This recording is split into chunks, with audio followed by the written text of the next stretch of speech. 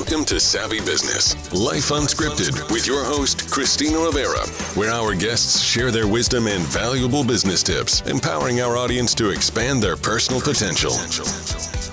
Hi, CAROLYN STERN. Welcome to Savvy Broadcasting, Life Unscripted. I'm so grateful to have you here today. We're going to talk about something quite important, and that is leadership and building it with emotional intelligence, how to harness the power of emotional intelligence, which you've written about in your new book, The Emotionally Strong Leader. There we go. Yeah, very important. I think a lot of people understand I have to be a leader in my organization, for my employees, for my vendor, for my customers. But what does that entail? And then where does emotional intelligence show up for all of this?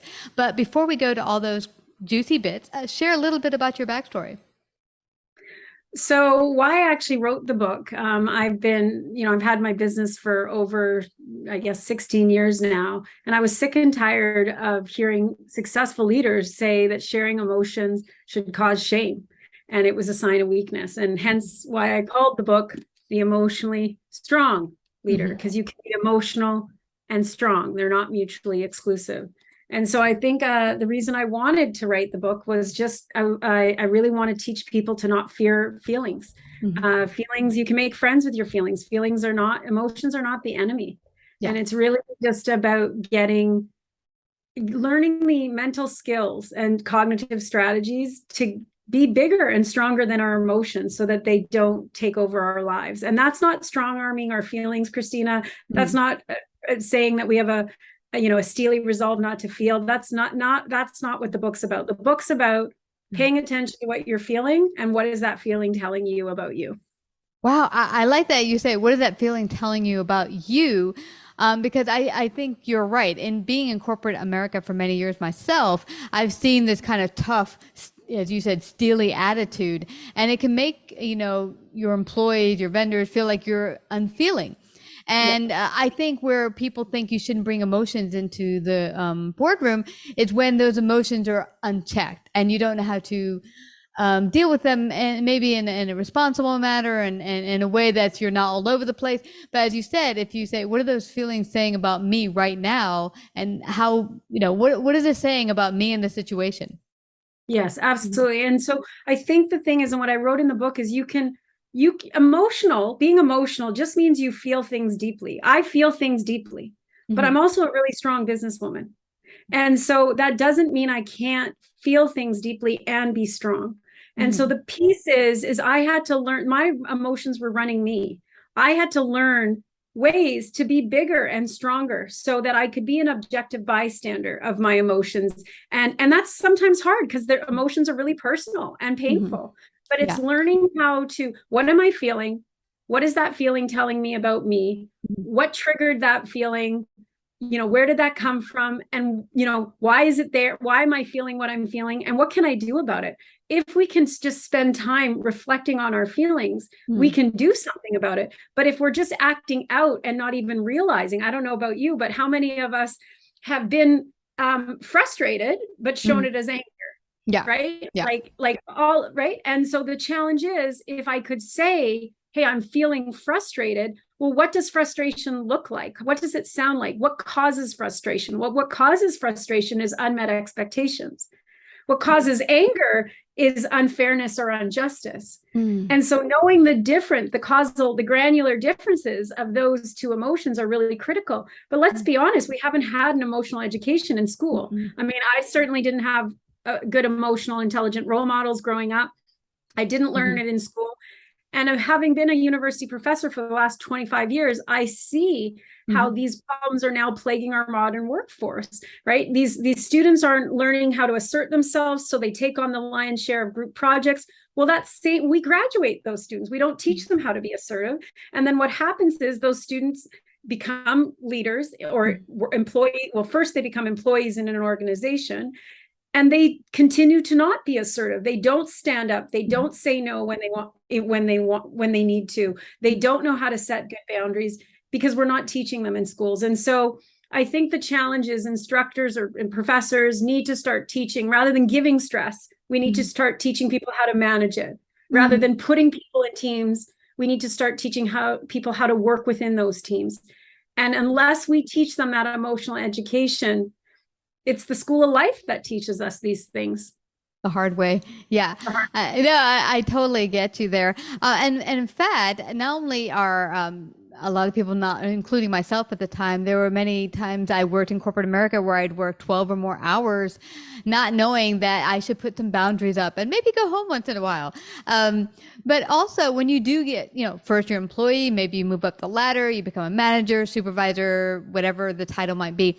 And now you're leading people, but you don't have the tools in order to lead. And then, as you say, you might be angry, which is you're really frustrated at your team. You don't know how to maybe get what you need across to them. And here's something else I've witnessed is sometimes when people have been kind of promoted into these positions without the tools, they feel like, oh, I got to be bossy and and tough.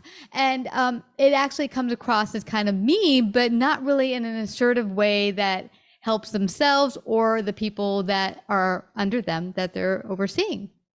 Well, it's funny that you mentioned that. I wrote a story in the book in chapter 2 all about when I first became before I was a university professor, I was a high school teacher. And I was, in my early 20 or mid 20s when I was teaching 17, 18-year-old students. And I had these 2 students in my class. And I, again, like you, thought, oh, I have to be tough. I can't show them that I'm, I have to be tough and rough and strict.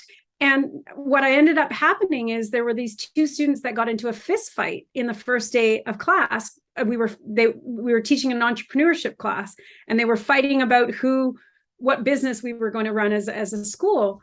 And I thought, how the heck am I going to get these young kids to listen to me, let alone learn from me? And so what I ended up doing, and this is how I found emotional intelligence, is I started to connect to those students on an emotional level. I wanted to figure out what makes them tick, what made them who they are. And then what I did was these were the challenging students of the school. And I did what everyone else thought I was crazy. I made both of them VPs of the company. So I made one the VP of production and the other one the VP of human resources. And I thought to myself, and my faculty thought I was crazy. Like, why are you doing this? And I thought these kids probably never got any opportunity, right? They were considered challenged children. And so they probably were never given that leg up. And so I gave them that leg up, but I connected with them. And that's when I realized when you connect with people on an emotional level, great things happen. So not only did that one student, so interesting, as I wrote the book 20 years later, I reached out to both of them to kind of find out, because they are the ones that started me on this journey. I didn't know what emotional intelligence was back then, but I knew when I connected with them on an emotional level, great things happen. Well, what ended up happening with the one student, I couldn't find the Kyle, as I call him in the book, but I did find Cindy. And Cindy ended up being the most improved student of the school after I gave her that chance. And when I connected with her 20 years later, she had told me that she had just come from foster care. She had just been back into her home. So she was going through a myriad of emotional challenges at home. And because I connected with her, because I didn't, push her away, because she told me in the book, in fact, I quote her, like, she pushed me because she was hoping that I would go away, but I pushed back and I met her where she was at. Well, great things happened. And that's the power of emotional intelligence. We all have this superpower within us. Think about it, Christina. Our universal language is emotions, right? We all speak. If I say to you, when was the last time you were fearful? You probably remember that moment, and I can connect with you on that level. I might not have lived your life, but I know what it feels like to feel fear. And so if we can start using this universal language, we can have way more inclusivity and in a very diverse, workforce. Yeah. No, I totally, I love hearing this because it does make so much sense. I think we've forgotten that getting in touch with emotion, no matter where you come or what life you've lived, one thing we can all relate to, we've probably all experienced emotions, the whole rung of emotions that exist, from fear to anger to stress, whatever. And so we can all identify at least on those things, maybe not on life circumstances, but at least on emotional circumstances.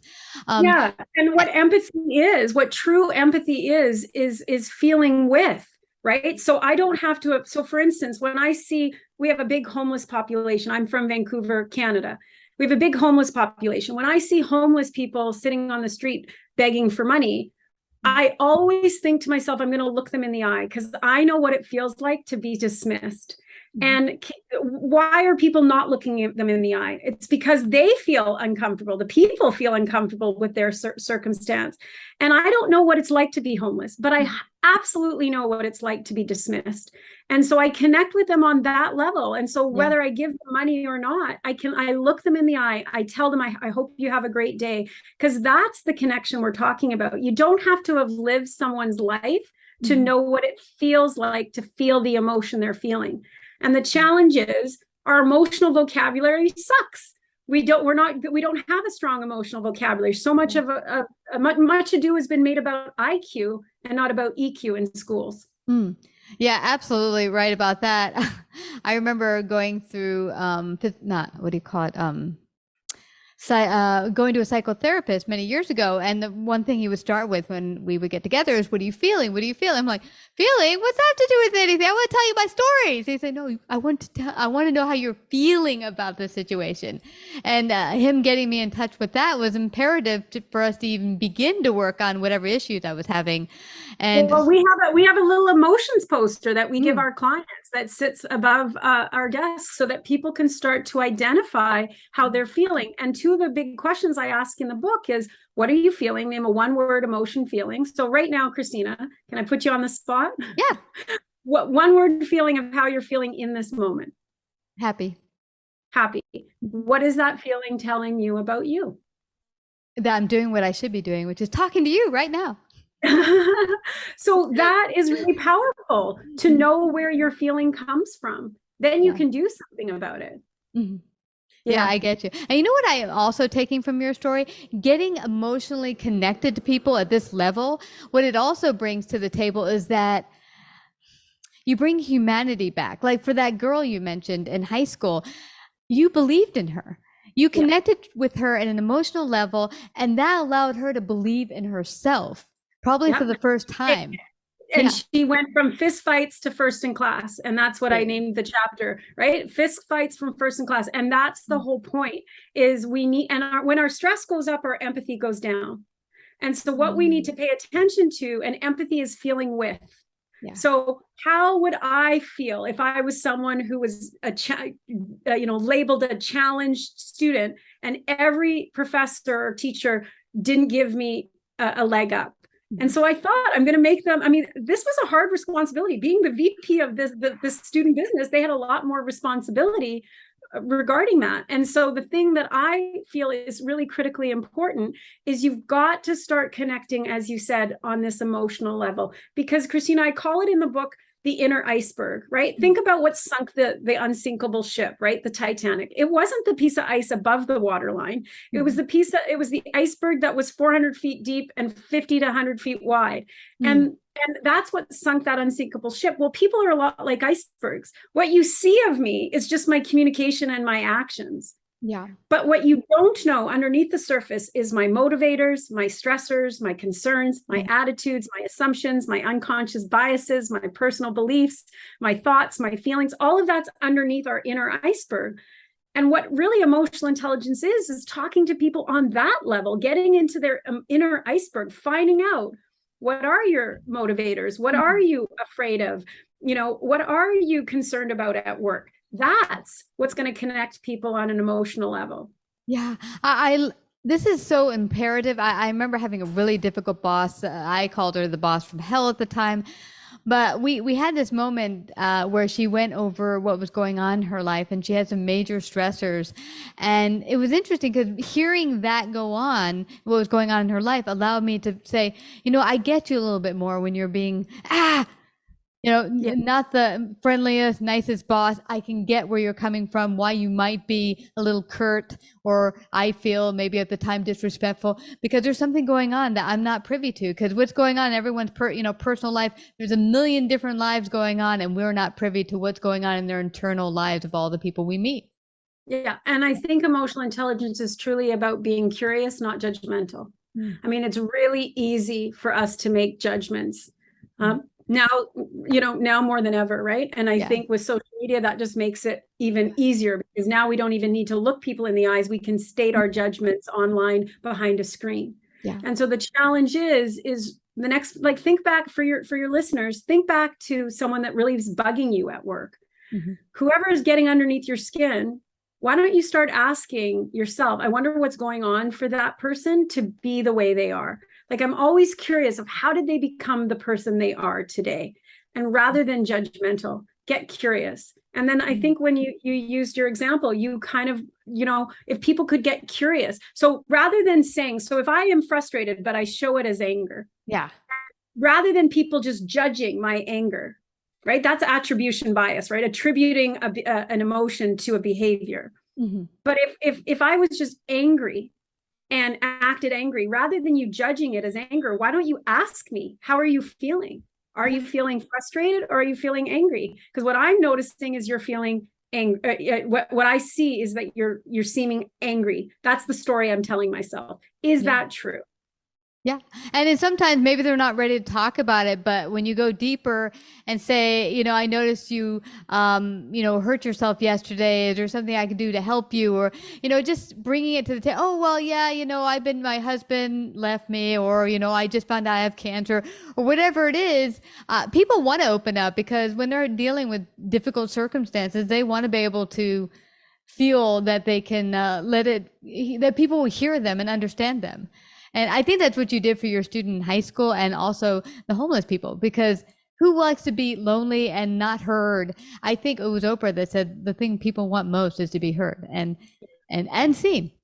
Yeah. And when people feel connected to, appreciated for, and appreciated for the work that they do and fulfilled in their job, it improves how they feel and perform at work. And how you feel affects how you perform. And so if we can start tapping into how people are feeling, then we can improve. I mean, ultimately, as leaders, we want high performance, right? But think about the last time you were emotional. How creative were you? Think of the last time you were stressed. Could you retain what you were learning, right? It's really your emotions impact our creativity, our decision-making, our relationships, our communication. They impact everything, and they matter. But unless we're teaching people about emotions and giving them an emotional education, like I said, the school of life is what gets us by. And I think we're doing a poor job. I think people need to have an emotional education. And I'm on a crusade to teach make sure every university's program offers an emotional intelligence course. It took me 5 years to lobby at my university to make sure an emotional intelligence course was in the School of Business. Why? Because my faculty said it wasn't academic enough. Well, I think we need to bring it to grammar school and high school. Why wait that long? Absolutely. Well, absolutely. I think we need to teach these young people as early as they can. Yeah. At home and at school. Yeah, why wait till you get to the point where you're, fist fighting in high school, or not dealing with things in a way that gets you fired from your job later on. But this is imperative for every leader. As I said, most of our listeners are business owners in some fashion. But if, a lot of them might say, hey, we're doing well for a while and then things get tough. Well, this can always make you a better leader, getting more in touch with your emotions and building your emotional intelligence.